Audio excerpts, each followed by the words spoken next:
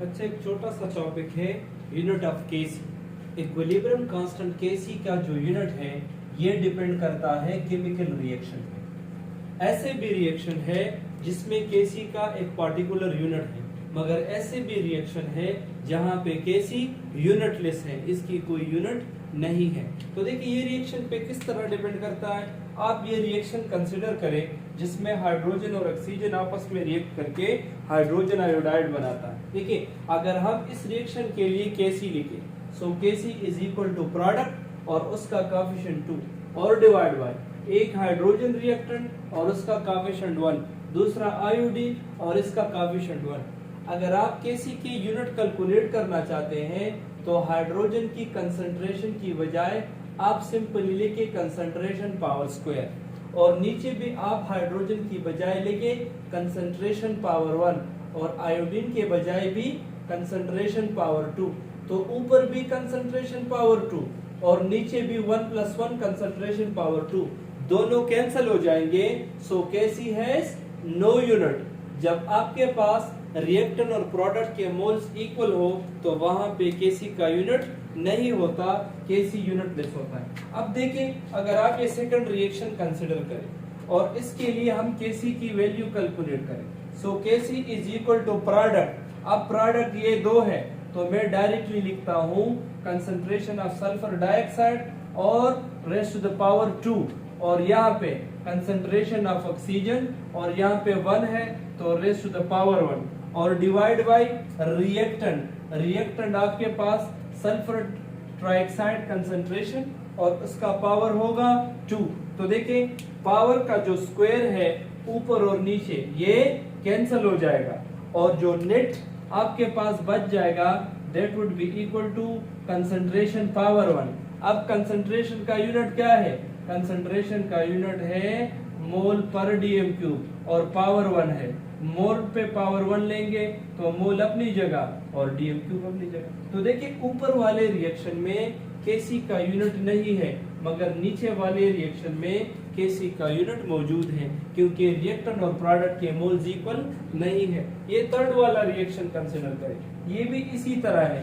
KC is equal to product, तो product ammonia है तो पावर स्क्वायर, और नीचे आपके पास दो रिएक्टेंट है, हाइड्रोजन के 3 मोल के 1 है और नाइट्रोजन के 1 है। तो नाइट्रोजन के बजाय कंसंट्रेशन ऑफ नाइट्रोजन पावर 1 और ये हाइड्रोजन के बजाय कंसंट्रेशन ऑफ हाइड्रोजन पावर 3। अब आप खुद अंदाजा करें, आप डायरेक्ट भी कर सकते हैं और सिंपल मैथमेटिकल प्रोसीजर भी फॉलो कर सकते हैं। तो ऊपर रह जाएगा कंसंट्रेशन स्क्वायर और नीचे 1+3 के साथ क्या हो जाएगा कंसंट्रेशन 4। अब आप क्या करें, इस पावर 4 को ऊपर लेकर जाए। जब आप इसको ऊपर लेकर जाएंगे, इसको मैं थोड़ा सा यहाँ पे सॉल्व करता हूँ, तो ये आ जाएगा कंसंट्रेशन ऊपर 2 है और नीचे 4 है, तो ये आ जाएगा 2 - 4, तो ये आ जाएगा कंसंट्रेशन -2। तो आप देखिए कंसंट्रेशन का यूनिट क्या है, मोल N2 पर डीएम क्यूब, और बाहर -2 है।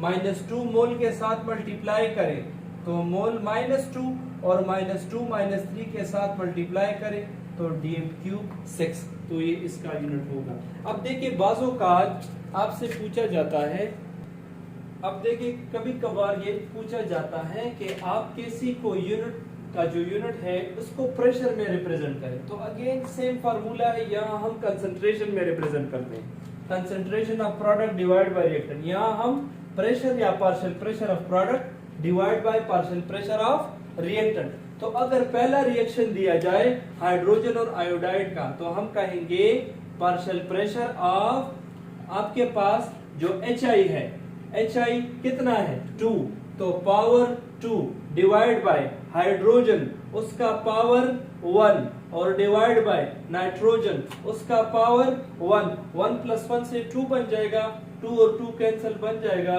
तो नो यूनिट। लेकिन जो अभी हमने ये वाला रिएक्शन डिस्कस किया कि जहां पे सल्फर डाइऑक्साइड जो है और ऑक्सीजन बनता है,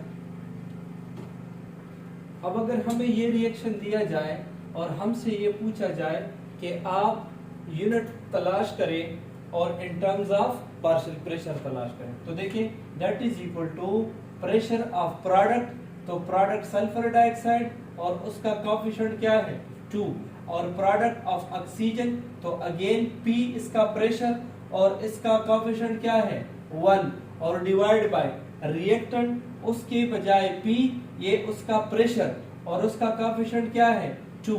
अब ये 2 और ये 2 कैंसिल हो जाएगा तो हमारे पास सिर्फ प्रेशर और उसका पावर 1 बन जाएगा। अब प्रेशर का यूनिट है एटीएम, तो एटीएम पावर 1 से क्या बन जाएगा अगेन एटीएम बन जाएगा। तो इस तरीके से आप मुख्तलिफ रिएक्शंस के लिए ये कैलकुलेट कर सकते हैं।